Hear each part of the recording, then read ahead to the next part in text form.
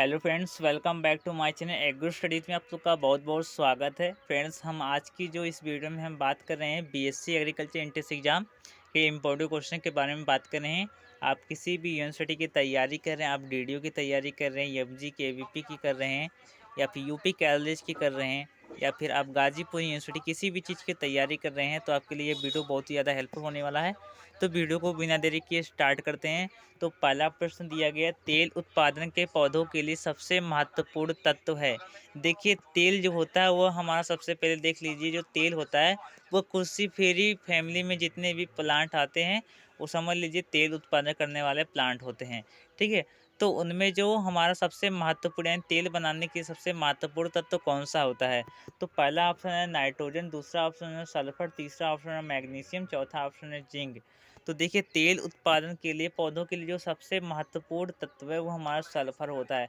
Sulphur की मात्रा यदि कम हो जाएगी, ठीक है, तो क्या होगा, तेल नहीं बन पाए। यदि अधिक हो जाएगा तो अभी तेल नहीं बन पाएगा।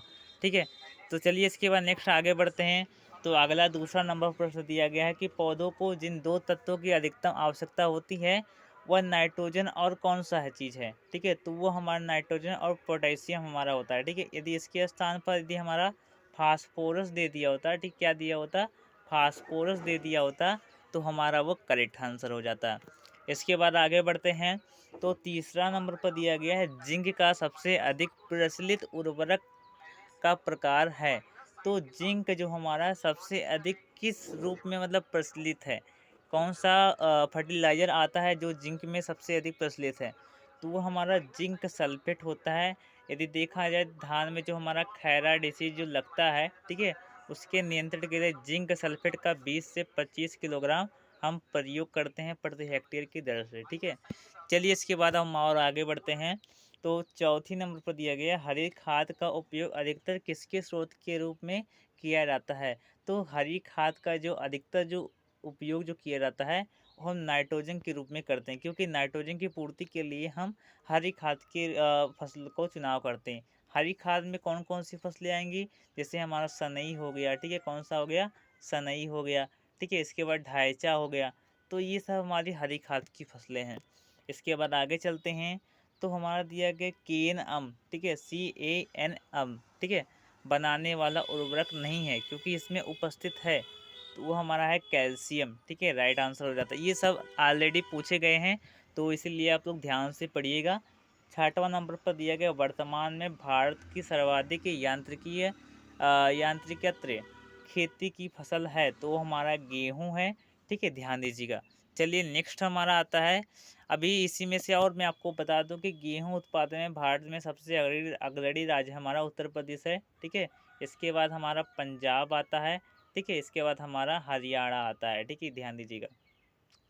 अब इसी के बाद हमारा एक और बात ध्यान दीजिएगा कि सर्वाधिक जो भारत में सर्वाधिक जो क्षेत्रफल है वो हमारा गेहूं का है ही। गेहूं के बाद हमारा धान का है। ठीक है, और धान में देखा जाए तो सबसे अधिक, ठीक है, धान में देखा जाए तो सबसे अधिक खरपतवार नाशकों का उपयोग धान में ही करते हैं। तो ये भी प्रश्न पूछा जा सकता है आपके एग्जाम में। इसके बाद आगे चलते हैं। तो हमारा दिया गया, तवाकारी हल्का घुमाव कोण कितना होता है? तो तवाकारी हल्का घुमाव कोण हमारा 15 डिग्री होता है। इसके बाद हम और आगे बढ़ें। तो दिया गया, वाटर हार्वेस्टिंग शब्द का प्रयोग सर्वप्रथम किसके द्वारा किया गया? तो वाटर हार्वेस्टिंग शब्द का प्रयोग सबसे पहले हमारा मायोर्स के द्वारा किया गया था। किसके द्वारा? मायोर्स के द्वारा। इसके बाद हमारा और आगे बढ़ते हैं। तो जल के समान अणुओं के बीच कार्यरत बल कहलाता है, तो हमारा संसंजन बल कहलाता है। ठीक है, दो समान अणुओं वाले बीच के जो हमारा बल कार्य करता है वो संसंजन कहलाता है, जबकि दो असमान जल के बीच, जब जल के अणुओं वाले बीच में जब हमारा बल कार्य करता है तो वो हमारा आसंजन बल कहलाता है। आगे हम चलते हैं। तो धान के थ्रेसर में गहराई करने वाला ड्रम का प्रकार होता है। धान के थ्रेसर में गहराई करने वाला जो ड्रम का प्रकार होता है वो हमारा खूंटी प्रकार होता है। आगे चलते हैं। तो ड्रिप सिंचाई में भारत का अग्रिम प्रदेश कौन सा है? तो हमारा महाराष्ट्र है। ठीक है, और स्प्रिंकलर मेथड में भी हमारा महाराष्ट्र और पंजाब आगे है। ठीक है, उत्तर प्रदेश में बहुत ही कम मात्रा में किया जाता है। ड्रिप इरिगेशन की सबसे पहले शुरुआत हमारे इजराइल राष्ट्र में हुआ था। कहाँ पर हुआ था? इजराइल में हुआ था। तो ये भी आप लोग पढ़ लीजिएगा, ठीक है। इसके बाद हम आगे बढ़ते हैं। तो भूमि की नमी का मापन किसके द्वारा किया जाता है? तो भूमि की नमी का मापन हम टेंसियोमीटर के माध्यम से करते हैं। किसके माध्यम से? टेंसियोमीटर के माध्यम से करते हैं। वाष्पोत्सर्जन की दर को मापने के लिए पोटोमीटर का करते हैं। हाइग्रोमीटर यानी कि जो जल में, ठीक है, जल की मात्रा का मापन करने के लिए हाइग्रोमीटर का प्रयोग करते हैं। और तापमान यानी शरीर का तापमान मापने के लिए हम थर्मामीटर का प्रयोग करते हैं।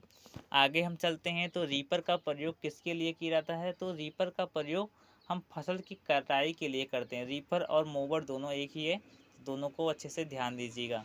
अगला आता है डिस्क हैरो की भेदन गहराई किसके द्वारा बढ़ाई जाती है? तो हमारा गैंग कोड के द्वारा बढ़ाई जाती है। आगे और बढ़ते हैं। तो भारत का सबसे अधिक सिंचित प्रदेश कौन सा है? तो भारत का सबसे अधिक सिंचित प्रदेश हमारा पंजाब है, ठीक है, ध्यान दीजिएगा। और पंजाब में सिंचित क्यों है? क्योंकि धान की खेती सर्वाधिक होती है, ठीक है। धान की खेती में पश्चिम बंगाल भी हमारा है, ठीक है। धान की खेती में जब सिंचाई ज़्यादा होगी तो खरपतवार उगेगी भी, ठीक है, ज़्यादा उगेंगे तो ज़्यादा उगेंगे, इसीलिए हमारा पंजाब राष्ट्र में क्या होता है, खरपतवार नाशक का अधिक प्रयोग करते हैं, क्योंकि वहाँ पर धान उगाया जाता है और वहाँ पर पानी ज़्यादा से ज़्यादा भरा होता है, ठीक है। तो ध्यान दीजिएगा। चलिए इसके बाद और आगे बढ़ते हैं। तो भूमि शक्ति का निर्धारण किस यंत्र के द्वारा किया जाता है? तो हमारा आता है पेनेट्रोमीटर के द्वारा किया जाता है। और हम आगे बढ़ें तो और हमारा आगे प्रश्न दिया गया है, ड्रिप सिंचाई अवधारणा किस वैज्ञानिक ने प्रस्तुत की? तो हमारा सीमचा ब्लास ने किया था, ठीक है, ड्रिप सिंचाई अवधारणा। और ये कहाँ के रहने वाले थे? ये हमारे यूएसए के रहने वाले थे, ठीक है। तो ये सब एग्जाम में नहीं पूछा जा सकता, फिर भी आप लोग पढ़ लीजिएगा, ठीक है। चलिए इसके बाद और आगे बढ़ते हैं। तो इनमें से कौन सी गाय की द्विकाजी नस्ल है? तो गाय की जो हमारी हरियाणा नस्ल है ये द्विकाजी नस्ल है। कैनकथा जो हमारी है ये भारवाही नस्ल है। और खिलाड़ी जो है हमारी ये भी भारवाही नस्ल है। और राठ जो हमारी है थोड़ी दुधारी गाय है, ठीक है।